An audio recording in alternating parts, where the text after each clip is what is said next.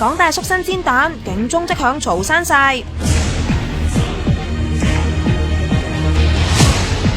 想問個唔明嘅情況又去到幾嚴重啊？想問都幾嚴重下，差唔多晚晚都聽到。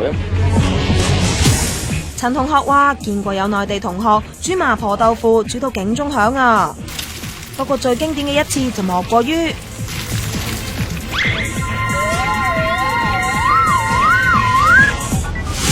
煎隻蛋，少少煙裝喺 pantry 嘅煙霧感應器，咁就響咗啦。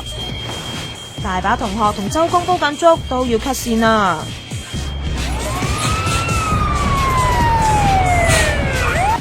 見到咁嚇到即刻問管理員啊！雖然話就係唔明啫，但係開頭好多人都唔知咩事噶嘛。因為聽過火警鐘，霧鳴就真的跑下去總部。對，剛開始會跑，後來就習慣。喂，話習慣就得嘅咩？你未聽過狼來了喎？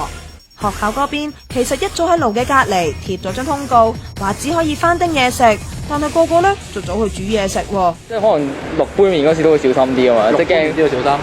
驚啲煙大得滯啊！即係嗰啲煙可能少少煙已經會，可能會即係 trigger 到佢個但有同事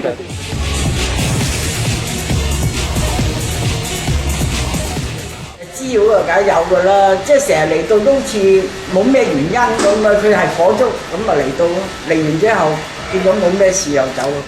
港大龍華街嘅呢間學生宿舍未入伙，又話工程延誤，又話甲醛超標，而家又成日響警鐘，嚴重到話一日響3次㗎，2個幾月入面響成48次啊！港大就話下個禮拜會換晒呢啲過敏感嘅煙霧感應器，做熱力感應警報系統啊！